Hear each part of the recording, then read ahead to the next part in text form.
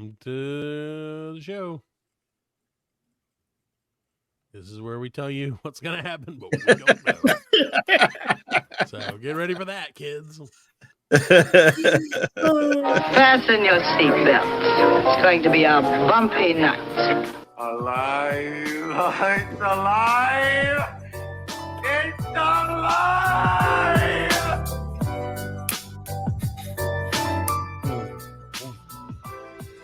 Oh,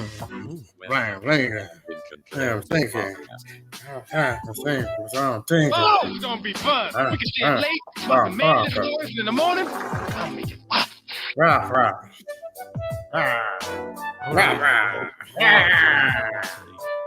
want to see you later, Chris Rock. Featuring the sultry Maybe. sound of Fred and also Alan on the This is board. this is slap her, and if she don't do nothing, she is. Yeah, I think she's gonna do something. Yeah, she's gonna fucking do something. And now, let's start. You slap that mug if you want to. Welcome, one and all, to the 111th edition of the Black Wing Oh, Collective the Podcast. 121. 111, that's right. 121. Okay, 121. Exactly. 121. We're the only podcast that promises that listeners and viewers, if you send in your farts, we will play them on the air. We're so Just don't glad send you them in joined. jars. No, send them to Fred. Send them to Alan. No, you know what? Send them however the fuck you want. Send them to Alan. I don't give a shit. You can send them by train. I don't care. Send them. Hey, send them. Make them solid and send them. I don't give a literal in a shit. jar. Just put them in a jar. You open it up, go burn. No, I can't wait. So we promise that if you do that, we will play them on the air. So we're so glad you joined us, and that would be hilarious though. If Alan's like, this week's Fart of the Week is brought to you by Joyce Smithers of Mondale, California. Oh, dude, we should totally do I that. saw a video where Tweet us like your farts. dudes doing a podcast. They were like, "Oh, we got a package from like one of our listeners." They opened it up. There was a jar with a note inside of it, and like they opened the jar and was like, "What the fuck is this?" And like he smelled it. He's like, "God, it stinks." And he took the note out and like took it to the dude like to smell it. You know what I'm saying? And they opened it up, so I farted in this jar. That's awesome. Feel free to do that, listeners. Please. That will make me so happy. It's so funny. It will make me so happy because it goes to Alan. Like, oh, it's so awesome. So you can, of course, keep up with us at the blcpodcast.com. Please drop us a like or a follow on X, Facebook, Instagram, and our TikTok. Please rate us on your favorite podcast platform. And for the love of God, tell your friends. Why not? We've moved from like, hey, it'd be really sweet of you to tell your friends to like, just tell your friends. Just tell your friends before I kill myself. Please. Just tell one guy. Just tell one Tell person. someone. Tell anyone. Tell your priest. Tell Tell your grandma. whoever. Anyway, we do have a Patreon. It's patreon.com/BLC World. And we are, of course, broadcast on the Pop Culture Pros Network. Check them out at popculturepros.com. And now, insert joke here. It's Fred. Oh, wait. What's up? Thanks. Close Thanks, enough. Matt. Close enough. Happy to be here today once again. And as always, Alan O.T. Exists. Thank you. Crowd's coming in Get hot. more people? Did we get more people? Yeah, we got more people now. Yeah, Yeah. Alan pumped it up. They're standing outside like. Yeah. Yeah, they're all here because of the fart promotion. Yeah. Right, there you go. They're all like, oh, Free fart giveaway. smell your BLC farts. Great. Can't wait. I'm in. Let's go. Live studio audience only at Alan's house. Yeah. So, well, welcome to the show. We are so glad you're joining us. Right. We have got an interesting show for you this evening, and if we don't, Yeah. it's mostly some lady's fault. That's right. We're supposed to have a special guest on tonight, but Well, we could still have a special guest on, so let's not talk too much Alright. shit, just in Yeah. case Okay, they show well, up, yeah, and then okay, we're well, like, want to F make that sure. person. Okay, listen. If the special guest doesn't show up, F that person. If they do show up, great. They're pretty cool. I'd say They they're do. pretty cool. If not, I'll read you guys. if they don't show up, I'll read you guys my dreams that I've been journaling so that you can read them, so you can hear them, and you guys can analyze them if you want. Oh yeah, we can do that. Yeah. Well, in the meantime, in case the special guest doesn't show up, I need a favor from you two fellas. All right. So I've decided that one of the things that I would like to do in my life is become a Renaissance man of sorts, Fred. And in order to become a Renaissance man, you have to be. What are the requirements? To be a Renaissance man, you have to be able to do a little bit of everything. A little bit of everything. Yeah, and part of that is socializing, Fred. Right. Yeah. And so in order to stay social and to stay cool and with it, I've decided that I'm going to try and join a secret society. Now, Fred, I thought it was like a D&D club or something. That is neither cool nor with it, I can assure you. A secret society. A secret society. Secret society. Yeah. I have compiled a list of secret societies that I would like to join. Yeah. Potentially, because I'm not making any promises today. Yeah. Just, I don't want any of these secret societies to get their hopes up that they're going to gain this. This as a member. As a member, yeah, and the face, if you will, of this society. The member of the society, right? But who was it? Who said it? Who was that old comedian? What was his name? The sassy one, the one who was not Rodney Dangerfield, but he was always really sassy. Sam Kinison? No, sassier than that. He's older than that. Well, he was really old. The one who said I would never want to join a club that would have me as a member. What was that dude? He was really, really old. Really, really old, like George Burns? Like younger than George Burns, but not much younger. I know Sinatra said that. What was it? No, it wasn't Sinatra. It was let's see. Let me look up. I'm gonna look it up. Yeah. This has nothing to do with look, you don't put that what we're doing. Off the rails on the first already. I'm just gonna look. Oh, here's a list of 173 names. It could be any of these. Let me look. No, this is not helping. No. Oh, no. Milton Berle? No, but in that same, he was a little younger than Milton Berle, and he was always. Let me just look up the quote. How about that? Yeah, that's what I thought you did. Yeah, Bob Hope. No, I just looked up a list of comedians. And I thought that would be a good way to figure it out. Oh, Groucho Marx. That wasn't who I was thinking, but Groucho Marx. That was it. I would have never gotten that either. Yeah, that sounds about right. But he said, I don't want to belong to any club that would accept me as a member. And it's true. Yeah. Right. So let's see if any of these clubs are willing to not accept me as a member, Fred. Number one, and Fred. I'll tell you after you do this, I'll tell you which ones you should join. Okay. That would take you. Well, okay. He's so sure of it too. He's like, they'll take you. Yeah, he's like, is there one in Charlottesville, Virginia? Yeah, right. There's this 3-letter club you'd love. What's great is you only have to remember one letter. You know the whole club's name. And it's not a J, but it's close. And they would love you. Yeah. So and keep in mind, I'm almost 1,000% sure that all of these were created by elderly white men.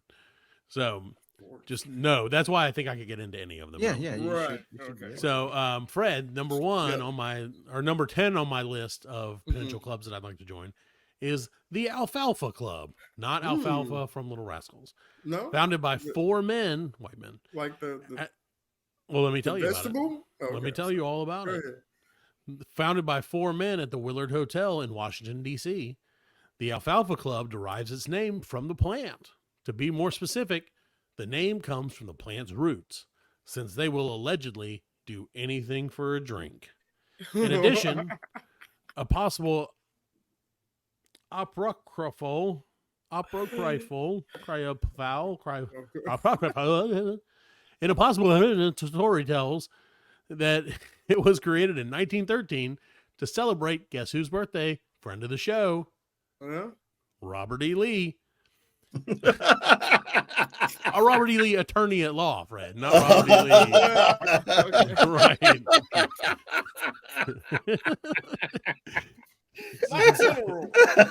The Confederate Army No. A different Robert E. Lee. Yeah, okay, No, different- last week it whole was a different. Robert E. Last Lee. week it was a Okay. different Dr. Dre. This week it's a different Robert E. Yeah.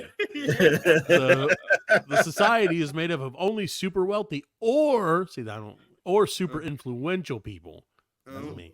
It boasts around 200 members, with vacancies only opening up when the current member dies. Thankfully, they're all elderly and white, so there's constantly vacancies. And new members must be invited. For what they actually do, it seems they exist solely to throw an annual banquet dinner on the last Saturday in January.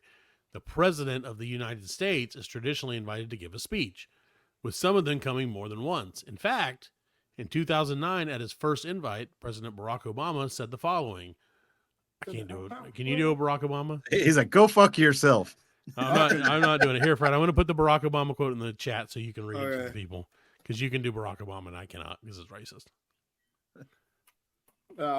This dinner began almost 100 years ago as a way to celebrate the birthday of General Robert E. Lee.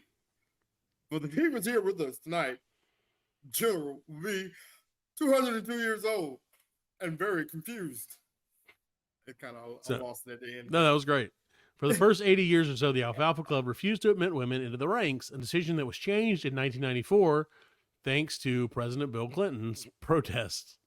That's funny. So there's my first one, Alfalfa Club. You think I should get in or no? No, I mean the Alfalfa Club. Yeah. Well, just keep it in the keep it in the back. Let's see what else. Let's see what else you got. Yeah, I don't want to join more than one. Right, okay, because right, I mean, I can only give them one of them. You got precious time. So yeah, number 9 on my list is the Dill Pickle Club. These are stupid. Though it has look at this. Though it has since disbanded, but we're getting back together. The Dill Pickle Club was formed in 1914 and was the brainchild of a man named Archibald Jack Jones. Jones was a Canadian organizer for the Industrial Workers of the World, a union dedicated to protecting workers. Go figure.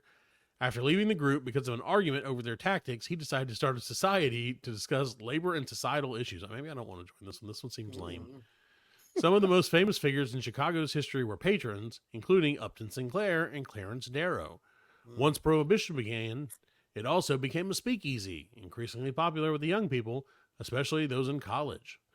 Performance, whether artistic or musical, only added to the appeal of the Dill Pickle Club. However, by the early 1930s, Jones decided to no longer pay protection money to the mob, and the group was subsequently shut down by the police. The spirit of the group can be summed up by its entrance signing, the word danger written on the door. Step high, stoop low, leave your dignity outside. That should be our quote. That should be what we're about. So I guess I can't necessarily join the Dill Pickle Club. Maybe we can bring it back. Pickle Club's out. We'll bring it back. Sounds like a bunch of guys with their dicks out. Sounds like a bunch of hey, you want to see my pickle? You want to tickle my pickle dolls, man? We're in the 30s, see? We're not paying no protection to no mob, man. We're just here to look high, stoop low, and take it in the butt. Okay. Pretty sure that's what it said. Step high, stoop low, leave your dignity in your butt. Since I probably they probably getting wild in there. I'm just saying, so far, I feel like I'd rather join the Dill Pickle Club than the other one. Okay, so here's one that maybe harder for me. You'd rather join the Dill Pickle Club, you said? Yeah, the Alfalfa Club. Okay, if you say so. Because I can aim go high, leg low, whatever, in the butt. Stoop high, aim low, take it in the rear. Okay. Entry in They the rear. were like workers unions. So. Yeah, they know what's up. They know how it is to get effed. Yeah. So anyway, so the 8th one, or my next one, which could be kind of hard for me to join, Fred, but I'm going to give it a shot. Is the UK vegetable what? Too? No, this one's the first one that's not a vegetable. I hope that there aren't any more vegetable-related clubs. That just seems a little too healthy for me. So this next one is called the UK Roundabout Appreciation Society. No. Now, Fred, we've got lots of roundabouts in our area, and no one knows how to drive them. Nope. I love a roundabout. I love it too because you can just drive in it all day long. Right. Yeah. Just circle. But in Britain, we ain't got roundabouts. We got like circle ways. Like that's literally what a roundabout is. I know, but like I mean, a roundabout. These mugs like, quarter mile long. Yeah, they have, well, a quarter roundabout mile is wide, yeah. It's just a circle, yeah. But like, could you imagine being in that one where The one that's like 6 lanes? It's Yeah. like, Big Ben, kids. They know what they're It's doing. part of it. Look, kids is Big Yeah. Ben. Yeah. It's part of it. He just So, kept going around in the UK Roundabout Appreciation Society, or UCRAS, which is too close to Okras for me, is a relatively obscure British organization, and it does exactly what it says. They're a society which appreciates roundabouts, operating under the belief that nothing but straight roads lead to unsightly boredom. They propose installing roundabouts wherever possible, as well as using the land in the middle of the roundabout to place a piece of art, a monument, or even a windmill. In fact, a roundabout is a working windmill was named the best in Britain by Ukras, I'm a member, founded by Lord Kevin Beresford, after the success of a calendar called the Best British Roundabouts. I can't even do it. He printed in 2003. The group goes out of their way to photograph the most interesting roundabouts they can find. Fun fact, Beresford's nickname is the Lord of the Rings. That's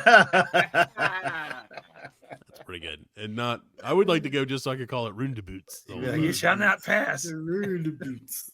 I think You you shall found one. not pass. This is I think this was in the yes column for you, Matt. I think that kind of fits me. It also seems like it's pretty lazy. Yeah. Like there's not a lot of just like go sit in a roundabout. Right. Maybe put a windmill in there. Hey, you going on a trip? All right, we're coming in roundabouts and they're pretty cool. Just take a picture. I'm like, Love, I'm gonna go appreciate roundabouts around the country. Every weekend, go out and appreciate the roundabouts. We need a windmill in this one, mate.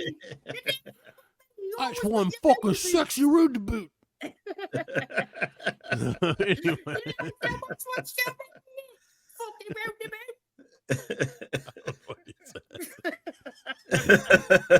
So the next one that I could join is called the Trapdoor Spiders. Ooh. This one might be too nerdy for me, but we'll see. In 1943, American scientist and writer John D. Clark got married to an opera singer. Unfortunately, his friends, chief among them Fletcher Pratt, disliked her. Pratt's disdain for the new Mrs. Clark was so bad that he started a male-only club in order to hang out with his friend. Thus, the Trapdoor Spiders were born. They derived their name from the actions of the trapdoor spider, which pulls the door closed whenever it enters its burrow in order to keep its enemies out. The chief enemy was Mrs. Clark. The original group was about 20 members, all male, and they met once a month to have dinner and discuss the topics of the day. Women could be invited as guests, but only by the host of the dinner. Like some of the other organizations on this list. Yeah, no women at all. Like some of the other organizations, a common way to become a member was to be voted in after an existing member died. Some of the most prominent science fiction writers of the day were members, with Isaac Asimov, Martin Gardner, and L. Sprague de Camp being some of the more famous attendees. In fact, Asimov's fictional group, the Black Widowers, was modeled after the Trapdoor Spiders. I feel like that'd be weird. Like, yeah, so our friend Steve died. You want to come to dinner? You want to be the new Steve, old man, old white man? We got a robe, but you just have to take Steve's name off of it. Yeah, right, that's your job, and we always close the door behind us. That's the other rule. All right, so what about this one, Fred? I like this one, and we're getting toward the end, sort of ish. In the middle. Only 15 more to go. So I could always join the Seven Society. This one's just up the road, Fred. That was dark. They're an incredibly secretive group, so you might be asking yourself, how did you find out about them? Well, I can't tell you. So they're an incredibly secretive group, the University of Virginia Seven Society, and its origins are shrouded in mystery. They have a logo. Would you like to guess what the logo is, Fred? It's a 7? The number 7. Oh. So, yeah, that's how you don't know what it is. It's surrounded by the signs for the Alpha, Omega, and Infinity. As for its members, no one is sure who's in the club. They are only revealed after they die. What is up with this? When a banner appears at the member's funeral. There you go. The Universal Chapel bells donated by the Seven Society will also toll in a pattern based around the number 7. 7 rings, I guess. Their only real public presence is the fact they seem to be incredibly generous, which is why I love it, often giving away money in extravagant ways. Hey. During their commencement address in 1947, a small explosion took place near the stage, with a check for $177,770.77 floating to the ground. The money was used to establish an interest-free loan fund for any student, faculty, or staff member who found themselves in financial trouble. Other donations include $77.77 to install a drinking fountain in 1955 that should have waited till 1977, and $14,770.77 in 2008 to start a fund for student submitted ideas to improving the University of Virginia. Too much math for this one for me on that one. 7s. What do you Is think? it- Too many 7s. Not enough 7s. What, ain't that the group and the boys? 7. It is. It's Might the be 7. them. You're right. That might be them. Could be them. That might be where they Could be started. them. Yep. All right. How about this one, Fred? The Gormagons. Now, this one I like already. I like the name of it. This name sounds awesome. This is Stranger Things. Yeah, this one is the Gormagons. Officially known as the Ancient and Noble Order of the Gormagons, this particular secret society sprang up in 1742 when an article in London's Daily Post described their appearance in the city. They claim to have come from the Chinese millennia in the past, and their goal seemed to be to set themselves up as anti-Freemasons. In fact, if a former Freemason wished to join the group, they first had to renounce the Masonic order. Oh, I was gonna say cut off his That's right. dick. That's right. Cut off your dick. Basically it. I mean, You wanna be? if they're gonna resign from being they're basically Right. cutting off. Renounce Yeah. it. Yeah. Since they left no paperwork or writing of any kind, the origins and practices of the Gormagons are all but surely lost to history. We can bring them back, Fred. One theory is that the group was the creation of Andrew Michael Ramsey, the whitest name in the world. The ardent Freemason, otherwise known as Chevalier Ramsey. Ooh. Whatever the truth, they disappeared in 1738, allegedly, the very same year that Pope Clement XII published his bull against Freemasonry. Eh? crazy. Bring him back? Maybe. My grandfather was in a secret society. Was he in the Freemasons? Mm-hmm. I had a bunch of people, like I used to hang out with a bunch of people who were in the Freemasons, and they would always be like, I would always be like, hey, how you gonna join the Freemasons? They're like, all you have to do is ask. And then they'd be like, eh? And I'm like, oh, okay, cool. And then like, they always thought they were gonna get me. I'm not joining your fucking crazy society. Hey, What he's talking about joining one right now. I'm not joining that one. Oh, okay. But no, that one's just like networking and shit. Yeah, that's what they say. I don't know, man. I think it's baby raping. My grandfather was a baby raper. No, I didn't say he did the raping. He I'm not just saying did the scoping. he could have just been like, "There's a baby," and they're like, "We Hey, got guys, this there's one." some babies out there. They're like, "Hey, baby, want to join a secret Yeah. society?"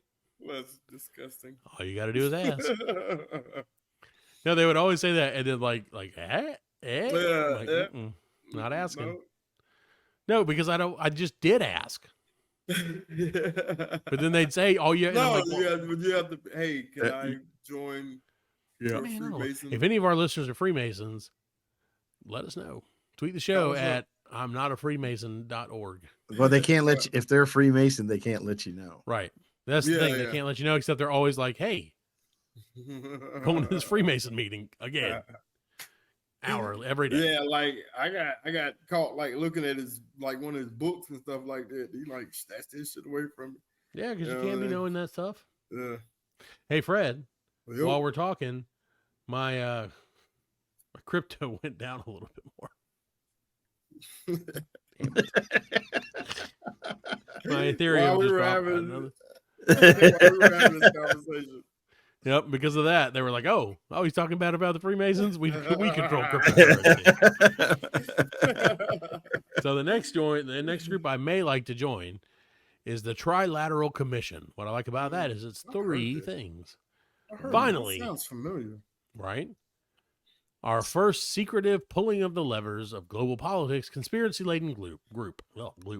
Founded in 1973 by David Rockefeller, allegedly after his fellow members of the infamous Bilderberg Group refused to include Japanese members in the club, the Trilateral Commission was designed to foster cooperation between, well, the opposite of that. It was designed to foster cooperation between the leaders of Japan, Europe, Canada, and the United States. Rockefeller, as well as the other co-founders, saw problems with the status quo, believing the various countries that made up the Trilateral Commission would benefit from a focus on solving their common problems. Originally, the group was going to be around for 3 years, a triennium, but their work has subsequently extended for additional periods up to the present day. Since its creation, the various regions have grown to include such countries as China, India, and Mexico. Conspiracy theorists also point to the group, as they do with similar organizations, as leading the charge for worldwide government or economic systems. This is probably due to the fact that most of the prominent political or private industry leaders have been or are members of the group. You can't get in there, man. No. Why not? You can't get I'm in. white. No, that's You gotta be. I'm not trilateral enough. Nope. But I'm bi. Not Wait, trilateral. I'm bi. Why can't be tri? So then this is one that I actually would join. And this is one I tried. I almost considered doing. This is like a thing. And then realized that it would never fly today. The Durham University Assassin Society. No, this is a real thing. I would have tried that one too. Yeah. Durham University, located in northeast England, is home to a UNESCO World Heritage Site, and is perhaps a bit less well known, the Durham University Assassin Society. Founded in 1996, which is right about the same time that we were going to do it. DUAS is one of the oldest, as well as one of the most active assassin societies in the world. They run a number of different games throughout the school year, ranging in duration from a few hours to a few weeks. The games consist of players attempting to quote unquote kill other players, normally with a Nerf gun or a cardboard knife. DUAS even gives out awards to its members, many of which are relatively silly, such as the Stephen King Award for Best Narration, which one year went to Millie Power for using poetry in her kill reports. In addition, there are an incredible amount of rules with amazing specificity with which members play the games. So they were going to do that. Like some buddies of mine were going to start that, where it was like, they were like, oh, what we'll do is we'll get everybody signed up, and then basically you'll get a target, and you'll have to you'll get a little dossier folder on them, and like you have to go and assassinate them with your Nerf gun, or like I said, with like a cardboard knife or fake knife. And I was like, this is a great idea. This is just good, clean fun. And then like before it started, I realized, wait, like I could probably get in a lot of trouble for this. Like, I mean, because nowadays, you think about this nowadays, man, this shit would be taken the wrong way. Someone would get real serious. And, like, I really murdered that guy. I always thought it would be super fun. All right, so I have two more, and then that'll be it for and then you guys gotta tell me which one you want me to join, okay? And I kind of like this one, honestly, as well. Maybe this is my favorite one right now. The Uttar Pradesh Association of Dead People. In 1975, a man named Lal Barani applied for a bank loan in his home district of Uttar Pradesh, India, only to be denied. When he asked for the reason, the bank told him he must have been lying about his identity because Lal Barani had been declared dead. So began an 18-year journey to prove he wasn't really dead. 18 years. Golly. It turned out that his uncle had bribed an official in order to take over his share of his ancestral farmland. After making little to no headway, Bahari sought out others like him. He eventually found a large underground collection of people and decided to form the Uttar Pradesh Association of Dead People. Their main goal is to force the government to recognize that they are, in fact, alive. Something which often goes hand in hand with reinstating land which was illegally taken from them by corrupt politicians and crooked family members. In addition to attracting thousands of fellow Indians to the group, Bahari also received the Nobel Peace Prize in 2003. Damn. Priest prize? Yes, the Nobel Peace Prize. This is a lot of reading. Give me a break. You're alive.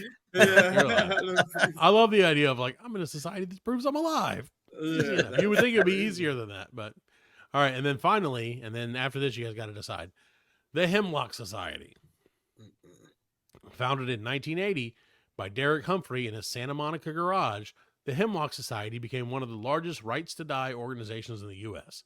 Their overriding philosophy was that people should be allowed to legally end their own lives through the use of doctor-prescribed medication. They did not believe in suicide for emotional reasons, just for those with terminal or untreatable illnesses. Though they never officially helped anyone commit suicide, various members have helped in the past with other members. Some people dispute this claim, citing descriptions of poisons and lethal levels found in past literature. Their name is derived from the story of the Greek philosopher Socrates' death, in which he drank poisoned hemlock. Membership levels in the group plateaued in the 90s before other like-minded groups sprung up. There's more. And then they began to decline. In 2003, perhaps feeling as if a rebranding was in order, the group changed its name to End of Life Choices before merging with a new organization called Compassionate Choices a year later. They also got rid of their old motto, good life, good death. So I think I'm going to go with the Uttar Pradesh Association of Dead People. Of dead people. That's wasn't the last one like Dr. Kevorkian? Didn't he? Probably. Yeah, Was he at a Kevorkian. Dr. Death? Yeah, Dr. Death? Kevorkian. Yeah, he was. He liked to help people kill themselves. Yeah, he did help a lady. I think But he don't did they do help that? her. Don't they allow that in Canada now? Probably. I don't know. I'm sure there are a lot of countries that do. Yeah. Because a lot of countries saw- aren't dicks. I saw an episode of Atlanta where they did that. Like, they went They to a helped party somebody. where a dude was like ending his life, but they didn't know they were there for that reason. Oh, okay. Yeah. They just thought they were at a party, and they see the dude laying on the bed. He's got this contraption like over his head, like when saw? he's ready. No, it's like a plastic bag, and it just came down and like went over his head when he's strapped to the bed, so he can't. And they're sitting there like, what the fuck did we just walk into? That's why I'm not joining that club. That seems like that would be a real weird like initiation. Like, hey, all you gotta do is die. Yeah, all you gotta do is be willing. Welcome to. aboard. Yeah, no. I'm gonna go with the Alfalfa Club. I knew you I'm would. gonna put you in the Alfalfa Club. I'd go with the roundabout. Yeah, I think the Roundabout Society is if I probably had to join, The with roundabout is because that's what you would do. You know, That's you cool, just be man. like just hang Yeah. around roundabouts. that's cool. The Roundabout one is cool. yeah, It'd be up Cool your ass alley right roundabout. there. You know, you ain't doing Yeah. much. You get to hang around. all right. You Around know, One- the boot. Each year, one member gets to go to like another country or something. Gets to go around the boot. yeah. So Yeah. he'll get to go to all the ones in Anderson County. Right. Next year, Fred's blessed to go to Spartanburg Yeah, and visit that's their what- hundreds of rune boots. And he can The select which tins- one gets a windmill. That one on That's it. Woodruff Road. Yeah, Isn't there one on Woodruff Road right at the end? At the end, There's a bunch. Yeah. There's a bunch. That's my favorite one. My favorite one. No, my That's favorite probably one. the biggest one we got. No, No, I don't know, man. My favorite one is Millennium probably Drive has one. right. That's The a- Yeah, one Millennium right Drive there. has one, yeah. Yeah. That's my favorite one because that one is very confusing to people. Yeah. Yeah, it's so. I have is. seen It really multiple is. people. I saw one time I went out there and there were people protesting somebody, just sitting in the room to boot, just protesting away. Protesting the root of boot. I don't know what they were protesting. They were just mad as hell about, and they were standing in the room to boot. And I was like, well, okay, that's a great way to get your message out. That's though. right. Yeah, people Everybody see sees it. 360, Yeah, everybody sees 360 Yeah, and I was like, degrees. that's a risky maneuver, man, standing right there because these people do not know how to drive in that Yeah, shit. no. You ever seen somebody hit one? Like, don't know Yeah, it's there and like launch off of it and shoot off of it. Yeah, dude. I seen Happens that all the time. video on that one. Yeah, That's my kind of room to boot society. Fucking air, man. All right. Well, we're going to take a quick break, and we'll be back with more of the Black Lincoln Collective Room to Boot Society. It'll be room to boot a minute. Yeah, we'll be back in Room to Boot 1 minute, mate. Governor. In the room to boot minute. Room to Boot a minute. Room to Boot it. I'm going to pause it. Nope. Welcome back to the 111th edition of the Black Lincoln Collective podcast. We are so glad you're still with us, and somehow you sat through my deciding which secret society I would join, because that was a mess. So I am so happy to introduce what we foreshadowed in the beginning of the show, Fred, and I said it was going to be great, and I told you it was going to Right. happen because I You believe in did. the power of positive thinking, Fred. There you go. So we See, are that's about to too- be joined any second now as soon as Alan does whatever it is he does. I like doing by- that. I know you. Thank you so much for doing that every time. I'm like, dude, that's the cube. He never gets it. Let it go. So we were joined by Chelsey Turpening Coxsey. She is a dream coach. She does dream analysis, and she's awesome. She showed up. We so much appreciate that because we were a little worried for a minute. Fred was mostly worried. So welcome to the show, Chelsey. Thank you so much for coming on. I'm happy to be here. I'm sorry I'm about an hour late. You're right on time. No, you're Don't right on. worry. Don't Nah, even you're worry a good. little bit. You're good. So can you tell us a little bit about what a dream coach does? Because I really don't know. And I didn't want to look it up because I didn't want to spoil myself. Oh, I love that. Okay. Well, dream analysis, there are different takes. Each culture has its own take on it, but it's really trying to find yourself and the symbolism in dream analysis. So what I do with my dream analysis sessions is I call myself a Jungian enthusiast. So I love Carl Jung. So I take his approaches a lot, and it gets very metaphysical with a lot of psychology involved. And they tend to mirror each other. And I call it a self-discovery and a soul discovery, as it has a lot of metaphysics and psychology involved. And That's really interesting. they're amazing That's super sessions. cool. Yeah, I Yeah. can only imagine. So you of course check her out at ChelseyTurpeningCoxsey.com. We'll put a link in the description of this week's show, as well as on our socials and everything, so you guys can check it out. Of course, so do you do them virtually, or do you do it through Zoom, or is that your preferred way to do it? Yeah, I do them through Zoom, or you connect with me on Facebook. I will Facebook call as well. So very casual. Let me ask, how does a session usually go? Does someone just tell you their dreams, and then you kind of are like, well, let me walk you through what that could mean? Or again, this is very interesting to me. So just to let you know, I have been writing down, I have the weirdest dreams, I swear to God. And maybe I don't, maybe you're like, oh, those are super normal. Everybody has dreams about this. I doubt it. But, so I've been writing down my dreams for like the last couple nights, and I was like, we're going to shock her. It's going to be shock and awe. So I'll just be warned. Like I used to, but it's unfortunately not legal where we're at, but occasionally I used to indulge in some sort of illegal activities that kind of shut dreams off for a while, because my dreams had a tendency to be so intense. But over the last couple of, while, I have not engaged in those activities. And so my dreams have come back with a vengeance. And I just give you a fair warning. These shits are weird. So we will get to that point where whenever you're ready, I will happily do this. But I do have some questions for you beforehand, if that's okay. Yeah. So, Nice. do you, and again, this is maybe a dumb question, but I just want, do you feel like all dreams mean something, or can they just be like random conglomerations of thoughts? It's a mix of both. Sometimes we are literally just processing our emotional states or how our daily experiences are. But we also experience ourselves. I work with the internal family system, which is IFS. Robert Schwartz, I believe, is the one who came up with that. And it is a godsend with dream analysis. It really breaks it down into our fragmented aspects of ourselves. So we are, on the exterior, we are one person, but internally we are many. And the voices appear in dreams with messages, usually with balance, wanting something to be heard or brought back to wholeness, healing, all of that. And then I say that is one layer of our dreams. So we have our processing of the emotional daily, right? And then you've got the internal family system dreams. And then we have the mass collective or something metaphysical, where it's not just us in our space, but we are experiencing other conscious aspects, spirits, or metaphysical experiences as well. And so I always, when I do a dream analysis with people, I don't interpret one dream. I interpret all of them as tiny puzzle pieces that make one large picture. And that's where it gets really interesting. It does sound super interesting. So yeah, somewhere.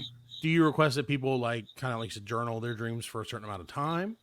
Yeah, like a week, a month, or just like, what you dream? It's whatever you can. Just start journaling it and then continue journaling. I also say that if there's dreams in the past, like before you have a session with me, if there's a dreams in the past you want to talk about, if it's a cluster or even one, let's dive into them, especially in the first session.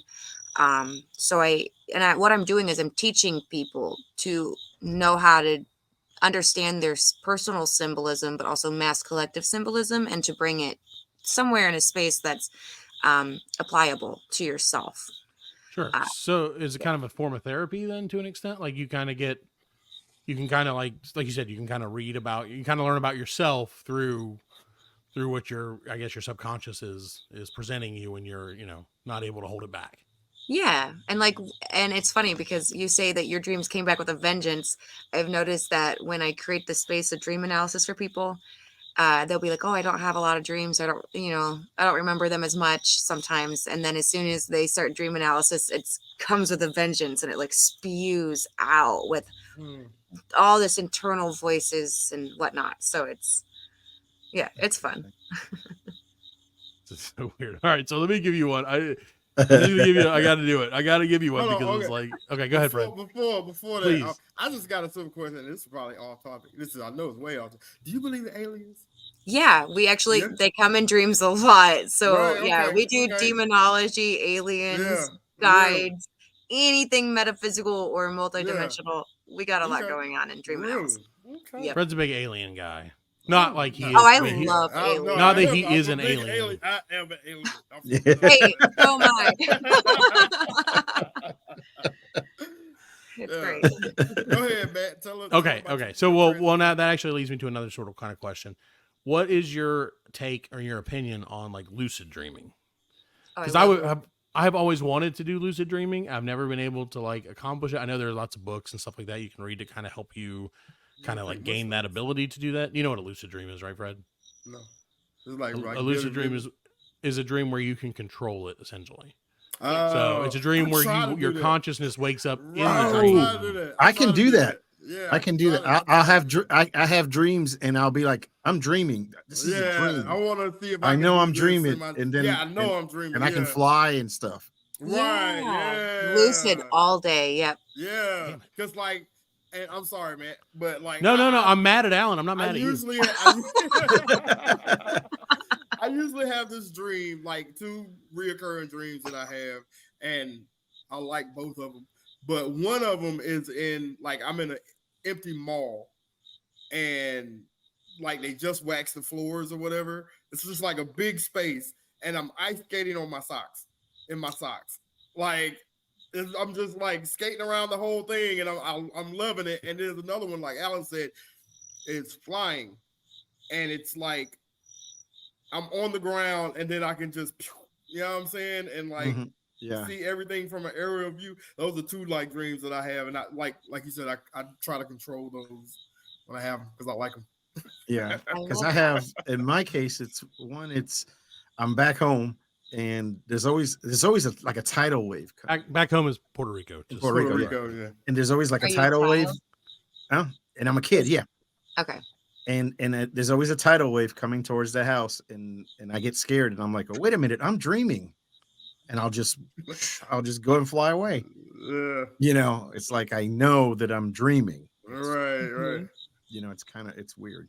Well, for those of us who don't have the mental capacity, apparently, thanks, Brain, to do that, is there anything you can recommend me other than hanging out with these jerks that could help me to be able to do that in any way, really? Yeah, come to my workshop tomorrow night. I got my lucid dreaming workshop actually tomorrow night. There you go. But no, there's a lot of techniques. So I'm sure you could just Google techniques, because for me, I only go off of my own experiences. So I'm not a lucid dreaming coach, but there are people who literally just teach lucid dreaming awareness and how you could like use it as a self-discovery or a soul discovery. And like lucid dreaming is interesting because it is an awareness, right? And it's kind of an odd term, but you can also astral project. I don't know if you guys have ever heard that before. So it's quite similar, honestly. Astral projection is you experiencing something outside of your conscious states or your internal home space, right? And for you, your dream going back home and having the tidal wave, it sounds like an inner child dream. And I love inner child dreams. So they're popular because obviously we're all a child at one point, and we carry a lot of that within us, even as adults.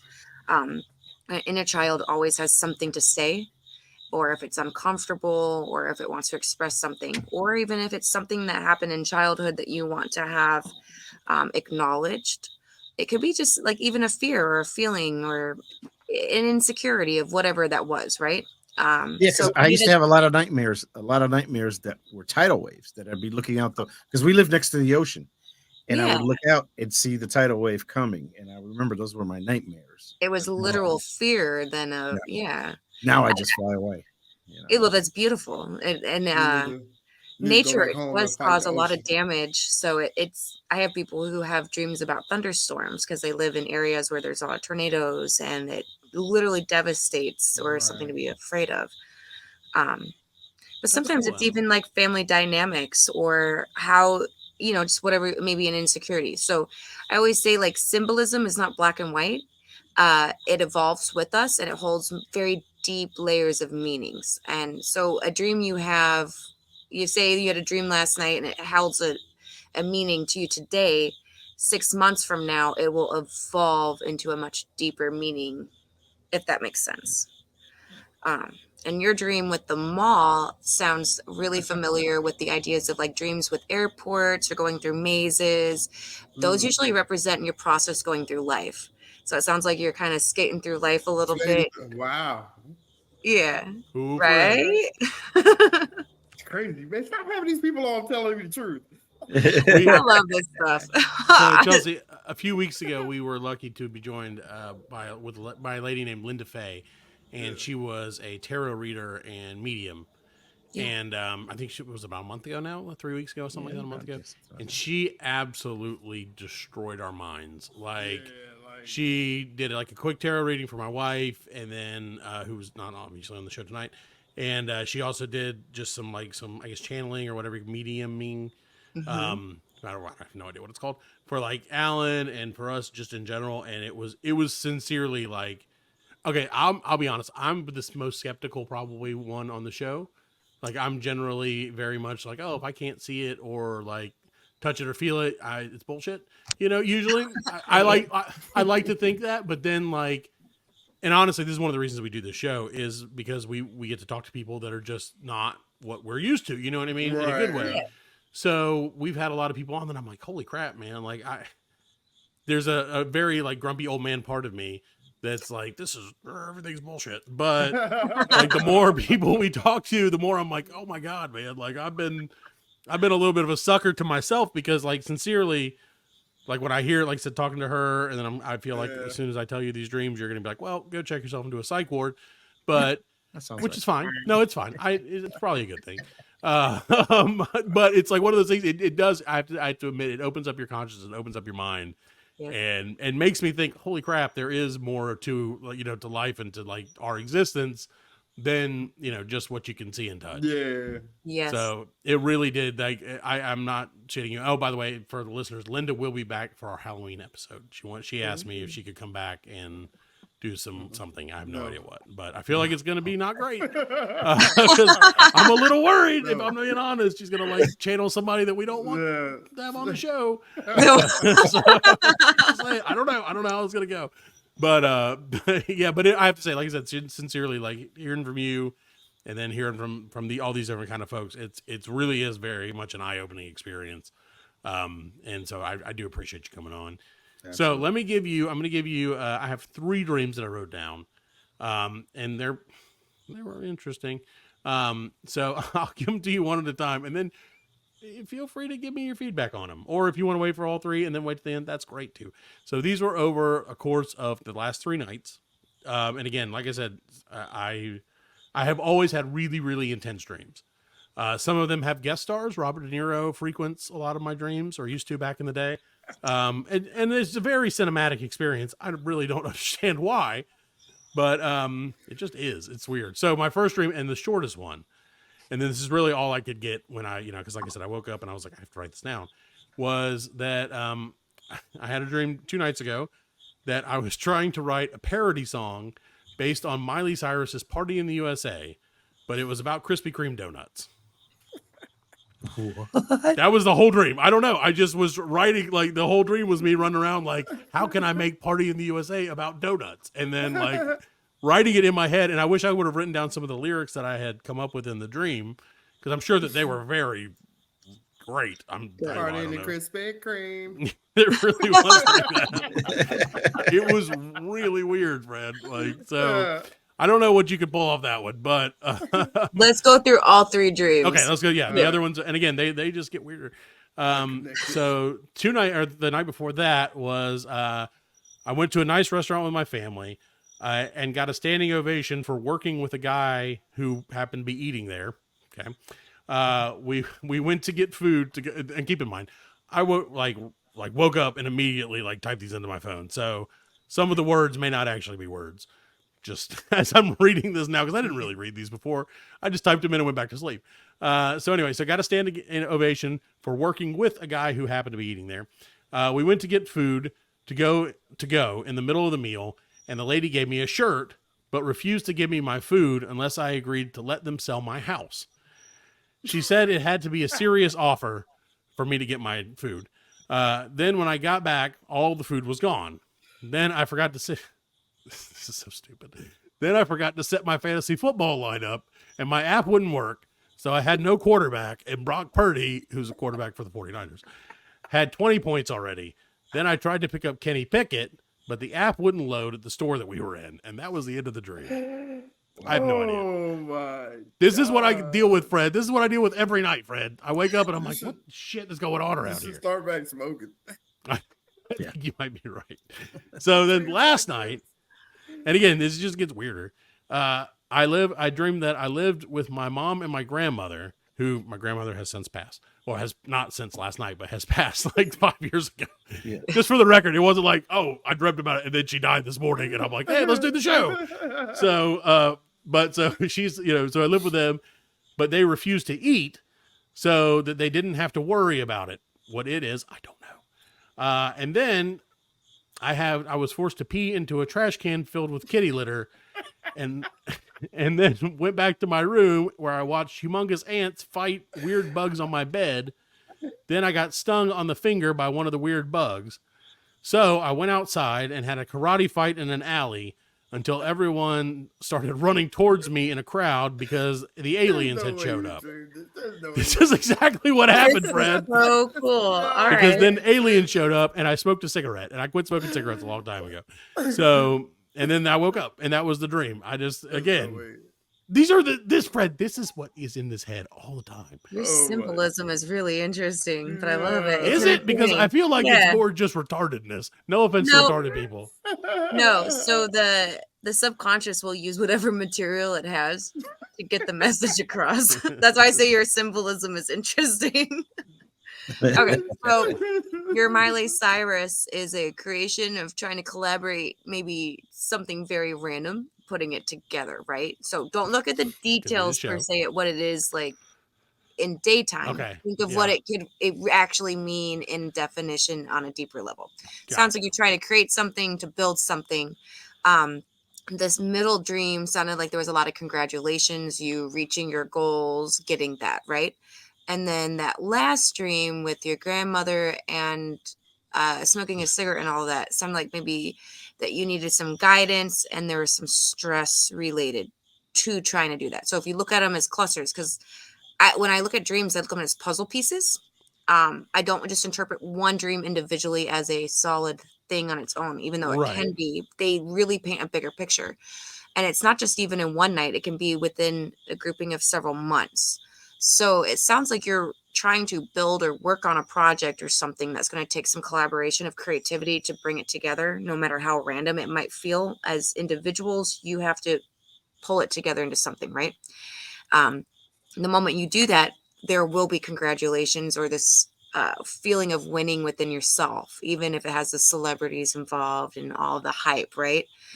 But it does also sound like that maybe you have some ancestors involved in the metaphysical aspect or some oomph behind it not being just you per se, but you have a metaphysical push behind it too, if that makes sense, or a soul push. And it's probably not an easy task. I would assume it'll be difficult. And I don't know if that resonates with you a little bit on on Yeah, a it definitely does. daytime It's- application. I'm just Dang. kind of going off of not knowing you on a personal level. Sure. Yeah.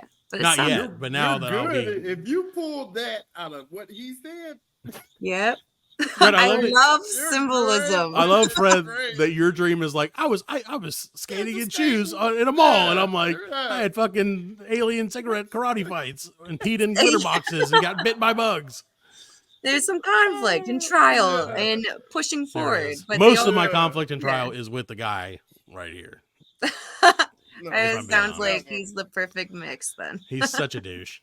Wait, well, not me. Come on. I wasn't pointing at you. Not No, yet. he's pointing at me. Oh, Oh, you pointed. No, Yes, I was pointing. Oh, I see. I didn't think we all. I See, thought we all saw I'm the up same. top. I don't I'm say up top. nothing.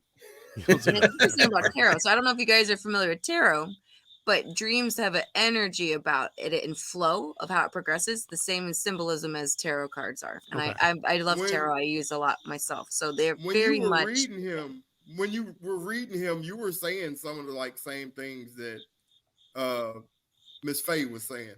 Yeah. Right.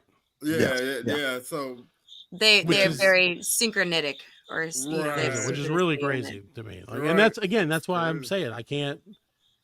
As much as I want to be like, oh, everything is stupid and not real, right. I can't do that anymore, can't Fred, and deny that it. hurts You my can't- heart. And maybe you that's the can't deny it. conflict. Well, I is work my with brain's egos like, a quit being lot, an by the idiot. way. And the ego normally is an analytical aspect of ourselves that wants to make sense of the intuition. And it is its own process, but they can and will support each other. So it's just feeding the ego or the analytical aspects of ourselves the right information to be able to understand it. Okay. That was Powerful, over right? Fred and Alan's Yeah. head. Yep. I was completely over Yeah. Alan's head. Whenever he goes, No. No, I don't think so. I think you got understood it. completely. Actually, I understood. You know, she spoke English this time. Yeah. You know, That's Love crazy. it. you know. That's crazy. So, man. Like, that is crazy. Like, and I have to say, so you definitely, everybody, please check out Chelsey Turping Coxsey.com. Also, Turpening Coxsey, .com. Again, we'll put it in the thing. Check out her Facebook page. Again, it's just amazing. So, what got you into wanting to do this? My personal dreams. Were just your wanna dreams learn about more about analyzing dreams? No, no. I always say that dreams will harass you until they're heard. Mhm. Oh yeah, Right. And yep, they do that. So it's so for me, I don't know if you guys are familiar with spiritual awakening terms, but or awakening to yourself and having awareness on what's going on within our own engine, right? Mhm. So I had bad depression for a very long time, and I was hitting like rock bottom. And at that point, I was like, something's got to give. And my dreams were harassing the crap out of me really bad. And I really didn't know anything about dreams. So it was at the point where I was like, what does this even freaking mean? And so I started my own self-discovery and journey and my own self-studies on it. And I really started to pick up on it really well. And then I realized symbolism is its own language. So it's like learning another language. And when you start to understand that each person individually has their own symbolic language, which is, you have your mass collective archetypes and symbolism and all that, right? But then you have your own personal that's unique to you. You realize that the subconsciousness has its own language and it really is trying to speak to us. But it's not just your subconsciousness, it's your internal aspects. So it got me into Carl Jung, and I may or may not have done some illegal activities as well to pull that Allegedly. out of myself. But it was just this huge aha moment where I was like, I just want to understand what's going on in here Right. and why, like, what's going on with the dreams. And then I realized, it started me on my journey a few years ago where I was like, okay. And, I started the process of after I figured out with myself, because I was doing my own dream journal. And when I looked at my dream journal and read it on a book, I was like, what the hell? It made sense. Like a puzzle pieces to build a bigger puzzle. And like at that point, it was just like light bulbs were going off. And I was like, oh my God. And it was this huge self-discovery, but not just self-discovery on who I was in this life, but a soul journey too. And, like we have past life regressions, Akashic records that pop up and I have my guides. I have like, okay, so aliens, right? I have alien guides and they teach me stuff. And once I became aware of them and started utilizing my tools and whatever in that aspect, it really was what I got to call a spiritual journey. And then I started to take the course of learning how to bring it to a space for other people, because it was something I was very passionate about. So it was first within myself and then learning how to do it for other people. And at this point, I love how our brain works consciously and subconsciously, and how it holds many identities and aspects that are really complicated, but truly they're not that complicated. We just have a lot going on. Well, But when once you can read it, understand once you kind of start to understand, like you said, the cues and what the symbolism could mean, it starts to make a lot more sense, I think. Definitely. So that's something I even teach in my sessions. I was like, ideally, I don't want a client to work with me for a few months and go away not knowing how to analyze themselves. Right. It's a tool that I give you that will last a lifetime. Well, that was going to be my next question. Is so you do encourage? Oh, Fred's gone. That's fine. This is all a dream to him anyway. So, so you do encourage people to learn to kind of read their own, or at least be able to somewhat interpret their own dreams. Yeah. Is there anything? And again, I'm not by any means like, hey, give us free stuff, but maybe a little bit. I don't mind.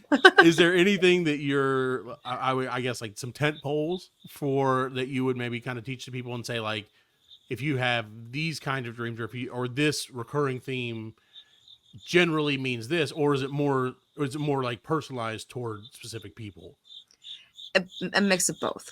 But there are certain dreams that really are common. Like when he said he was going through the mall, malls are popular dreams. Airports are popular, going through a maze.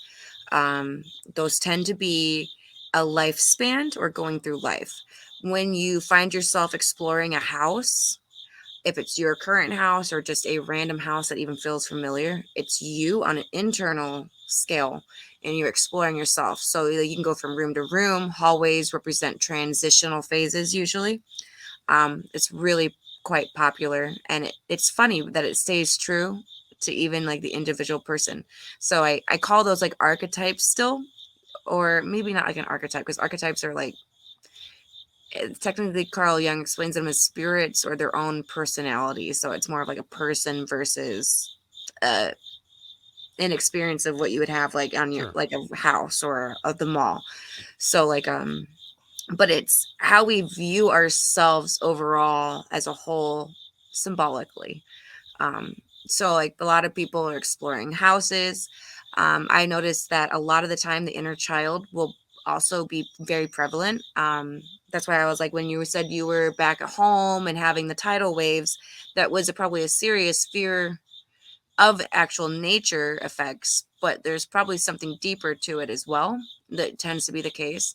And it's the inner child speaking out. We also have a feminine and masculine side.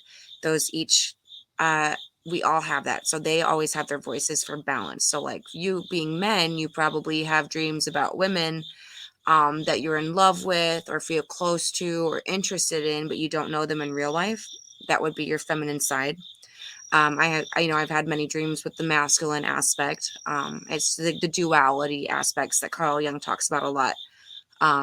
Just as like common things, right? The anima and the animus, or masculine and feminine. Depends on where you can call it whatever you want. It means the same thing. Right. At the end of the day, there are certain aspects of us that build the human mind. So like we've got the inner child, we've got the feminine and masculine, our higher self. Then we have like our guides. And the guides are not always as obvious, but when you want to set the intention to have them face to face, you will notice you do have guides. If it be ancestors, aliens, or even angels or something on that level, right? And then so like Miley Cyrus would probably be one of mine. No. Or Krispy Kreme. Could that? No, I think that was just showing some creativity. That is a little bit of a spirit guide of mine. Usually, if I can find a hot and ready sign, I'm like, that's the place I need to be. So welcome back, Fred. Do you when does it? Is there like a certain pattern? Like it starts like your dreams. You'll have like you first have your inner and then you expand your way out, or is it just random? It's a little bit of both. Everyone's different. So people who come to me, uh, I usually okay, so everyone's a little different, but it all leads to the same place. It depends on where you're at in your personal life or your experiences or whatever's going on in the daytime. So I've had clients who come to me and like immediately their dreams are like screaming the soul journey or metaphysical aspects with a lot of archetypes. They're demanding to be healed in some weird way. And then it will start to bring out what I call the internal family system, which was what I was like. There's this book, No Bad Parts. It's a great book by Richard Schwartz. And it's a godsend for dream analysis, honestly, because it really, you could psychoanalyze yourself into the different portions, right? But each portion will have its own want or need or to be healed, to bring back to wholeness, to have a space on your platform of consciousness. So like as we grow throughout life or go through experiences, we tend to exile certain aspects of ourselves. Sometimes the inner child is one of the main, especially in society where we're supposed to be responsible, be adults, and we don't allow ourselves to be childlike and or playful or fun. And that's still who we have at a very tender aspect of our soul. So there's usually a lot of inner child stuff going on. But then we also have like the higher self, which is the future us that we want to embody or become. And that shows itself a lot in the need of wanting to connect, wanting you to come reach to it, or to choose it. Guides are always there to help. And it's funny because it took me a couple of years to connect with my guides, and I think it was kind of some internal fear a little bit on that, or a belief system. But when I work with some of my clients, they immediately connect with their guides, and I'm like, oh my God. And it's like jaw dropping because the experiences are insanely, and it's just in your face right there. Couldn't be anything else, and they set the intention before they go to bed, even to just experience their guides.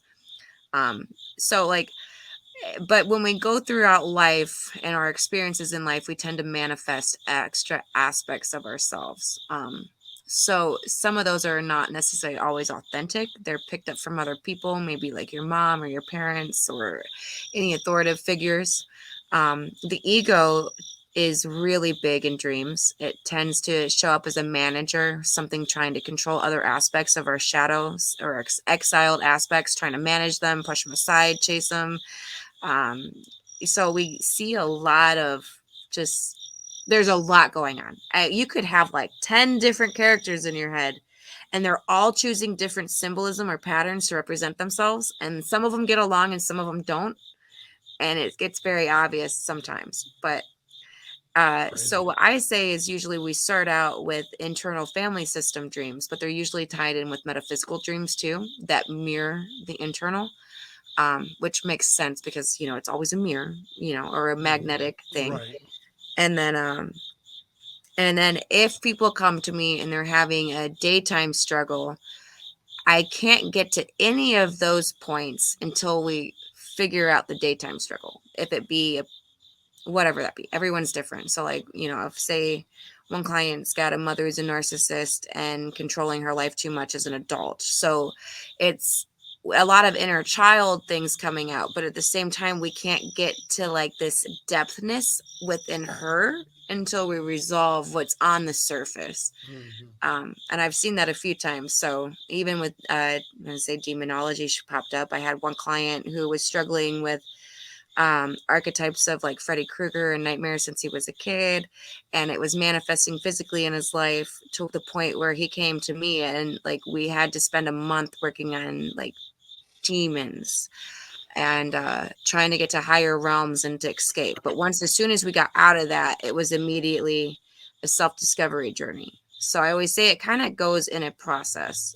So if you have something in your daytime that's really you're struggling with, that tends to be the thing we have to address first. And then it gets deeper under the skin or the next layer of the self-discovery and then the soul discovery. That's amazing. So that made me, what you were just talking about made me think of, I used to have this very recurring dream for probably over the course of a couple of years where I would be I would own for some reason, this gigantic house. Like, and when I say gigantic, I mean like 30 plus rooms, just humongous, not like a mansion. It was always very tall and very like normal size, like I guess footage wise, like on the bottom, but it was always like very tall, and like half of it was destroyed, and it was just, and it was always very, very, very haunted by things that wanted to destroy like me and everybody that was in the house. And it wasn't always other people in the house. Sometimes like some people would show up, some people would not be in there. And it was always something that really creeped me the hell out. I would wake up a lot. And like I said, that was one of the reasons for drugs. But it was one of those things where, I mean, seriously, I know it sounds bad, but like, I mean, it really would. Like, it would, and that's one of the things I was talking about seriously when I say my dreams are intense. Like, a lot of times they'll stick, good or bad, they'll kind of stick with me throughout the day. And even into, the next day. But that was something that has always freaked me out. And like I said, thankfully, and knock on wood, hopefully I won't have that dream anytime soon, but it was kind of a recurring theme that it would always be this, and it wasn't always the same house, but it was always this gigantic crumbling, like mansion-esque house that was like terrifically, like vilely, haunted. So I have no idea what that means. I'm sure it probably means that, I ate too much candy or something. But well, that's the thing, man, is like, it's one of those things too. And I'm sure you probably experience this all the time, that like, it's common. There are people who want to know, but there's also like me who kind of doesn't want to know. Right. Yeah. You know what I mean? Like, I do want to know. Scared There's of it. like the morbid curiosity of like, hey, does this mean that I'm like, there's something over this shoulder at all times, like just waiting on me, like that freaking weird thing from Insidious, where I'm just going to do this. And there's going to be like you know what I mean? But at the same time, like, I'm like, if it's real bad, can you just be like, oh, it's great. It's normal. Everybody has crazy haunted house dreams all the time. It's fine. No, yeah, you're great. Yeah, she's like, you're good. Yeah, you're good. You're good. Well, I gotta go. Good, great show. Thanks, guys. I'm never gonna talk to you again. Something I've noticed working with the internal family system and mirroring metaphysical experiences. The house, or is it a tower or is it a mansion? It's kind of more of like a towery house. Yeah, I mean it's not like it would be like it's like an old Victorian style black house with, like I said, some holes in the walls throughout it, huge rooms with staircases, like very open, big rooms. God, I'm gonna dream about this tonight. Oh, okay. I won't have to think. I'm gonna say it just real chill, and you gotta. No, it's cool. You gotta do a self-discovery on it. It's you. Oh, damn! The house is you. Me. It's you, but there's a mirror effect here, so I can't say the whole aspect is you. But when we work with the internal family system, which is what you have a disconnected aspect of yourself that you deny or don't consider you. And maybe it's just this ugly aspect of yourself you're afraid of, and you keep kind of hidden in the closets or the shadows, but it's tearing you up on the inside. And what I've noticed is that it does metaphysically connect with a energy match to something that would be demonic. Not to freak you out, but I've no, it doesn't freak me out. Honestly, and it's really it's so common. I mean, it's really common. So I'm not trying to freak people out. And I've told our listeners, I've told Fred and Alan as well many times, I come from a broken home, Chelsey. So you never know what, you know what I mean? And it sounds you crazy think it's to your say. inner child, maybe? I don't know. Are you connected with your inner child, or maybe it didn't heal properly from the I probably deny my inner child. Sorry, Mrs. Torres. That is not write him down.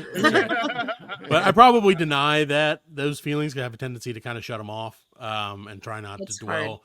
Hard. And you can, like I said, the guys, I do joke about this because thankfully neither my dad nor my mom listen to this show that I'm aware of anyway. So yeah, they were never around. Why would they listen to this thing that I do? But no, I'm kidding. But no. So I tend to cover it up with with my attempts at humor, and I'm sure that that's probably part of it because that's kind of how I coped as a child. I think humor. That's why we're all friends. Because we're all doing that. Because Fred's the one who made my parents divorce. Yeah. I assume. I slept with your dad. Again. Well, no, that is super interesting though, and it's crazy because I mean, you think about it, and like I said, it's one of those things that I would have at the beginning of the show had you said, hey, think about like recurring dreams, stuff like that. I wouldn't have even thought about it, but when you mentioned the Freddy Krueger thing, it like the whole visual picture of it just like flashed in my head, and like I said, and it's just one of those things. Like I said, waking up worried is always like it's one of those things that like I'm just like, oh, this is not a good thing to wake up and feel this way. Like have these, it's not a great way to start your day when you're like, hey, great, I'm haunted by things that I can't explain. Hooray! It lingers. Have you experienced sleep paralysis? No, thankfully I have not. You have? Yeah. No, I'm very thankful that up to now. Since I was young, like I've had that, and my grandparents always just said the devil was riding me. That was like their, you call my dad the devil? Ooh. Your dad sounds interesting. I thought for a number of years my dad was Pat Sajak, so. But anyway, yeah. But no, that's crazy. That Fred, I didn't even know that about you, man. That's crazy. Yeah, and I still get it. Like, well, I've got we did a sleep study, and they say I have sleep apnea, so now I use the machine, the CPAP machine. So like, it doesn't really happen anymore. But like, there'll be nights where I don't use the machine, and you know what I'm saying, I'm waking up like, there it is. You know what I'm saying? It's coming on. Yeah. But yeah, I've had that.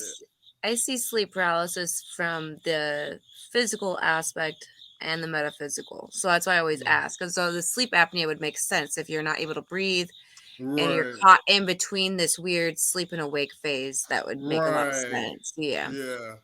There's some people who are completely healthy experiencing sleep paralysis, and they're seeing their eyes are open and they're seeing the demon or the shadows lingering over their bed. That's a very different thing.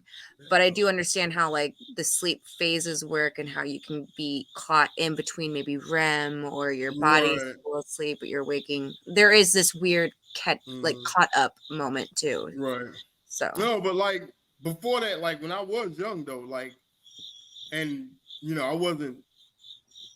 I guess the weight caused the sleep apnea, but like I was a young guy, and I would have that. And like my grandfather was he was a Methodist preacher, and like my grandma, she was big in the church too. So like they made me sleep with the Bible under my bed, and like they had me shook. You know what I'm saying? It adds extra fear and paranoia, which is right. Yeah. Yeah. So like, especially for a child.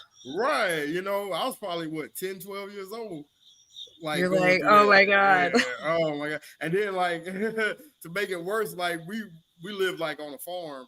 So like we would get like rodents in the house and shit. And we had this huge rat that had started clawing at my closet at night. Oh no. Yeah. That's creepy. Man. Yeah. I lived in an old farmhouse once where we had raccoons in the attic and they were literally throwing stuff out the house. It was funny. They would tear up the insulation and throw it out. Oh my God. It's gonna be scary. Yeah. That's crazy. Really is. That is like one of my biggest fears, and I'm very thankful that that's not something that I've had to deal with up to this point. Rodents? No, not rodents. Yeah, generally raccoons and rats. Closets, actually, Fred. They're so disorganized. No, like sleep paralysis, man. Because I've seen people. I've heard the stories of like I said, like the shadowy figures and shit, and like climbing on them, and that just freaks me the hell out, man. Like it's very real in that aspect. Yeah, that's why I was like, well, I understand the physical health aspect of it, so there is a difference. Do you use an inhaler, or is it just at night? Just at night? Yeah, just at night. Yeah, just at night. Okay, I think that's like when the heart slows down and you're resting. You're in a very deep rest phase. Yeah. They say I got huge tonsils, so like. Fred, he says that to all the ladies. That's why you never shut up. I said it to all the ladies. He said it to all our guests. Every one of our guests, you're like, so I have huge tonsils. Just want to get that out of the way. That's why we love you, Fred. It's those tonsils, baby. Keeps that voice silky smooth. Well, so I do have one more question, and then I don't want to keep you all night or anything like that. But and of course, we would love to have you back sometime very soon. On time. My wife, I'll be on my time. wife, and all of our. Oh no, it's fine. You're coming with the heat, so you just show up whenever you want. Right. But like, I'm sure Fred, your wife probably, and I know my wife for sure. She asked when I told her that you were coming on that she's like, oh, can I come on? She's like, she's into this stuff, like into, I don't want to say she's just like, she's very like connected to the metaphysical world and like does smudge sticks and like, I call it crunchy stuff just to get under her skin. But I know that like, I understand there is a certain realism to it, but so I used to have this dream all the time again. And again, I'm like, this one's not nearly as evil, hopefully. But I just want to ask how like rare or how often you kind of see this stuff. I used to have dreams about a race, that I was in a race, Fred, not like a race, like racist. Thank you, Fred. Thank you. But like racing. Yeah. I was in a car race of some sort or in some sort of race. And it was fine. It was never anything weird. But the only thing that was weird is I would notice that like I would wake up and like, everything would be fine. And then maybe the next night or 2 nights later, I would go back to sleep and the dream would continue from where I woke up the previous time. And this happened for years on end. Like it wasn't like always a race, and it might be a month, it might be a week, it might be the next night. It might be I'd wake up and then go back to sleep and continue the dream. But I never obviously got to the end, which I think is probably not a bad thing necessarily. If it's like you said earlier, if it's like, hey, that's your life. But like, I'm just curious, is that something that like, is that pretty normal that people would just have like kind of continuing dreams, or is that like something that's just, it just freaks me out really more that like, I'm like, wait, is this like to be continued would pop up at the end of the dream and then I would wake up, like, well, it like does. A freeze frame. Yeah. Like, we'll be back next week in your nightmares. It does sound like a life progression, but I'm almost curious if it represents maybe like a soul concept too, something not just this life, but bigger, especially since the way it picks up and it's trying to show you in phases. But if it's doing that, it's something that is important and kind of unique. So if I were you, weird. I would let it develop. Yeah, and I haven't had a dream about it in a very long time. So, this is like, this was like probably at least 2 or 3 years ago since I've had this, like, and it was always like the same rate. It was kind of a Mad Max. I used to watch a lot of Mad Max. It was kind of a Mad Max-esque, like desert race, generally speaking. And so it was very identifiable as soon as I would, it wasn't like, oh, this could be a continuation of that weird dream. It was just like, oh, and here, I'm still doing this race with these crazy people. It's kind of a mix. Do you remember, and I don't know if you do or not, like Wacky Racers? The one like the Hanna-Barbera. Yeah, Hanna-Barbera, where everybody had like their own weird car. It was like Fred Flintstone versus like Scooby-Doo. So yeah, Rocky's the Moose. All the random characters. Yeah, and it was like that. It was kind of like that with it, except in a desert with me and random people every week.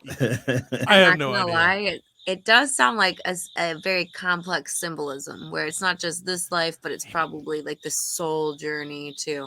Why does everything have to mean something? The subconsciousness will be heard. I know dude. I know. I'm telling you, man, it's crazy. I'm definitely gonna have to look into more of this. So what do you, Chelsey? What is you had said you're doing a lucid dream class tomorrow night? Do you have regular classes that you do, or is it just kind of a like by appointment only, or what do you find to be the best way that you can help people?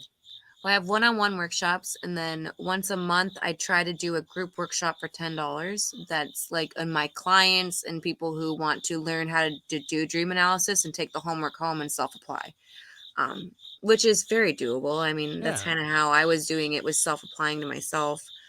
So I'm not going to say it's my sessions get really deep and quick, and it's just very different. But you can do it on your own. So if you can't afford a one-on-one, come to the group workshops that I hold just individually or independently with my clients and a couple extra people. So it'd be like 10 people. But I call it share and tell, bring your dreams with you. I don't necessarily sit there and lecture the whole time, and we just dive into the material and I teach as I go. I give like a little 5 to 10 minute lecture, just a breakdown of how I analyze dreams and how you can try to view them in different categories. But I'm also, if you follow me on Facebook, I do set up live events. So I've got a lucid dreaming techniques workshop that I'm co-hosting with my friend who's Jeff Randall. He does the Lucid Madge. He's also on Facebook. and he's a lucid dreaming technique coach. So he's much better at that than I am. I go off of my personal experiences with dream analysis, right? But he's the one who kind of does the lucid dreaming like a sport, and he's really good at it. And then early, I think the second week up, or October 14th, where I've got another woman who's my friend. She is a shamanic healing practitioner. She does Akashic records. We're doing dreams with Akashic records, finding your soul, kind of on a deeper metaphysical aspect. That will be on the 14th of October, which I think is a daytime for us because she's in Sweden. So it's a very large time difference, but she's really good. And I've been doing sessions with her personally, and she blows my mind. Like, it's Really? insane. That's cool. Yeah. And it makes sense. So I was just bringing it with the dreams because we tend to access our soul records through our dreams symbolically, but she does it very differently through her practitioner as well. So it's kind of combining it in awareness. And I plan on just continuing doing creative workshops. I would like to do an inner child workshop through dream analysis as well. So if you follow me on Facebook, I keep my page open to the public. It's not private. It's a business page at this point. So if you want to follow me on Facebook, go for it. I'm not the best at updating my website with all the information. So We don't ever update our website either. So. yeah, like follow me on Facebook. That's where We you're still have gonna that get the little most dancing updated baby. Remember the information. dancing baby from the 90s? We still have that on our website. Right. It's coming back. It's coming back. I can assure you. So definitely check her out. It's Chelsey Turpening Coxsey.com or on Facebook. Again, we'll make sure to link everything to you when the show, when our show comes out, which will be this upcoming Monday. So one more question, and then of course you're welcome to tell Fred how insane he is. We try to do it at least once a week. But is there anything that you would say? We kind of talked about some of the like the tent poles or the main things that you're like, oh, this is the stuff that a lot of people dream about. Is there anything, and maybe I shouldn't ask this question, that you're like, if you dream about this, not a good thing. Like, this is not a good thing to dream.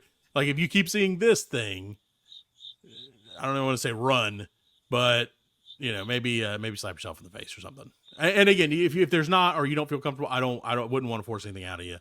It's not something specific because symbolism is always different. So I usually see hints of the weird stuff in weird ways. But some people are very obvious, though, and it shows as is. But when it comes to the metaphysical side, as humans, we've got the good, the bad, and the ugly. And there is a lot of weird demon things going on in the dreamland. And it's kind of open to that, right? Like, that's kind of the idea, is you've kind of let down your guard. Your pineal gland, picture it as a front door. What comes in, it comes in and out. And if you're not aware that you have a front door, then it's vulnerable. And I'll leave it at that. That's probably better for all of us that we not know what's coming. So, well, but I also say tarot is, if anyone's interested in tarot cards, bless your space, but it's also a good way to, if you have a dream that's kind of needing some extra information, I often find that tarot symbolism represents a lot with the dream symbolism, and they go hand in hand almost perfectly. And I would definitely say that it sounds true. You can explore a lot more with it. And I do, not all of my clients pull tarot, but I'd say none of them are against it. And I do bring a tarot deck with me, or a couple. Like, I've got a couple variations of different oracle decks or traditional decks, but I do bring them to the sessions. And if it's needed, I will pull cards to kind of help bring clarity a little bit more too. Yeah. That's amazing. That's so cool. Do you guys have anything else? Any other questions or anything?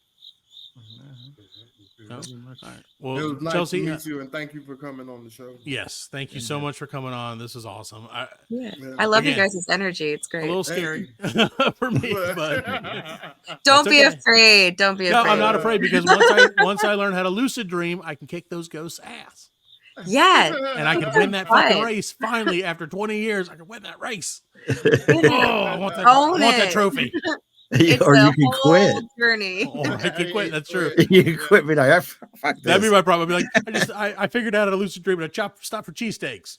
Hey, my 5-year-old dreams about Pennywise, and I told him ice cream. If he feeds him ice cream in his sleep, it'll kill him. Oh, There you go. yeah. See, I need to start. He said it worked once. You gotta give him a weapon. Yeah, you gotta give Yeah. him a weapon. Yeah. I was There you like, go. it's it. You're in control to an extent. Yeah. It's your house. Right. That's true. There you go. Well, that's awesome. Seriously, Chelsey, thank you so much for coming on. If you ever, if you're welcome on anytime, we would love to have you on again. And I will sincerely be looking you up. I'll probably get my wife in on some of your stuff because Have her follow she's me on Facebook. and very message much me. into it. Yeah, I definitely will. So again, Chelsey Turpening Coxsey.com or Facebook. Do you have an Instagram or Twitter or any of that stuff? You have an Instagram. I think I found your Instagram at some point. Yeah, I'm never on it, but That's it's okay. there. You It don't- does yeah. exist technically. We also possibly I've got have like one 3 of in the them because I news. forget the password a lot. Fred started us at TikTok and Yeah. abandoned it almost I'm immediately. just not Yeah. I'm I not like to TikTok-y. focus on one. I think it's the ADHD Right. a little bit. It's good to Yeah. I just agree. really be a badass at one. That's it. I agree. We do our best to do our best. So, so thank you again. Thank you so much for coming on. It was awesome. We really do appreciate it, and we would love to have you on again. So, everybody, again, just check out ChelseyTurpeningCoxsey.com, and we'll be right back with the end of the Black Lincoln Collective podcast. Welcome back to the Black Lincoln Collective podcast. It was a long show, but it was well worth it. Yeah. So we do want to very much thank Chelsey Turpening Coxsey. That was absolutely amazing. And now everyone who listens knows all about my terrifically scary dreams that I have and the ones about Krispy Kreme donuts, which are probably realistically I scary. think mine's more embarrassing, skating through the mall with my socks on. Well, no, all I saw was what's that? Was it At Risky least you're not Business? singing Hamilton or Yeah, whatever. Risky Business. I was singing "Party in the USA" about Yeah. Krispy Kreme donuts, Alan. Party in the Krispy Kreme. I really was. It was like I had so many things in my head. Like I woke up and I was like, I should write these down. I was like, no, you know what? Maybe you shouldn't. And so I was like, I'm just gonna go back to sleep. But yeah, I think that was because my daughter was listening to Miley Cyrus a lot. Right. And we do. She sings. She likes the song "Flowers." I can buy myself flowers. Yeah. But I think I mentioned this previously. She likes the probably racist version of it more. The one where it's a Mexican guy saying, "I can buy myself tacos."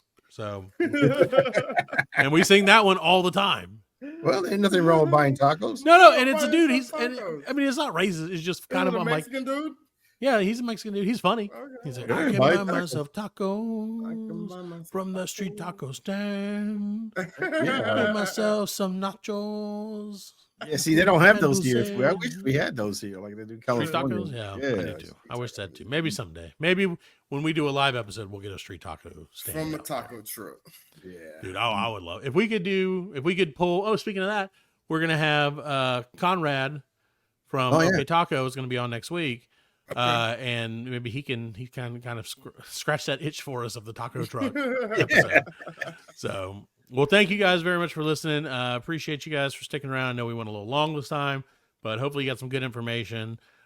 Join the British UK Roundabout Society, and of course, check out Chelsey Turpening Coxsey on Facebook or on our website. We're gonna get out of here. Thank you guys. We'll be back next week with a brand new episode of the Black Lincoln Collective podcast. All right. I'll see you later. Details. See you in your dreams.